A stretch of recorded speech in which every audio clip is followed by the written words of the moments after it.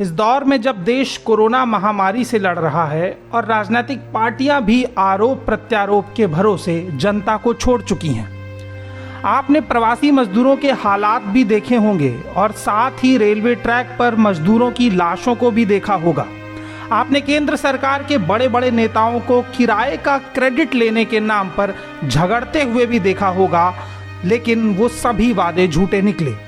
और सबसे ज़्यादा प्रभावित राज्यों में से दिल्ली जब केंद्र सरकार से मदद मांगती है तो केंद्र सरकार आर्थिक मदद यह कहकर देने के लिए मना कर देती है कि दिल्ली यूनियन टेरिटरी है और केंद्र के पास पैसा नहीं है।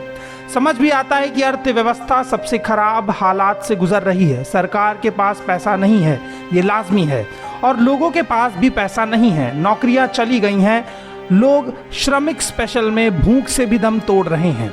ऐसे में जब केंद्र को देश की जनता की रोटी की रक्षा करनी चाहिए, तब वह बड़ी बड़ी रैलियों में व्यस्त है। इस महामारी में जब हर राज्य केंद्र से पैसे की मांग कर रहा है, जनता पैसे की मांग कर रही है, तो उसे महीना 500 रुपए दिया जा रहा है।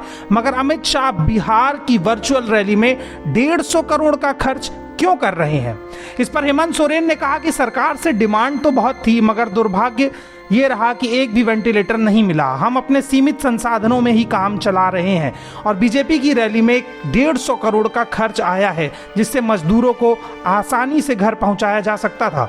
अखिलेश यादव ने कहा कि अरबों रुपए खर्च करके की गई वर्चुअल रैली असल में एक खर्चुअल रैली है, और दावा किया जा रहा है कि ये चुनावी रैली नहीं है।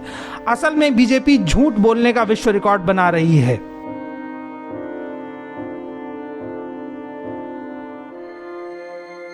आखिर ये पैसा इस देश की जनता की खून पसीने की कमाई का है।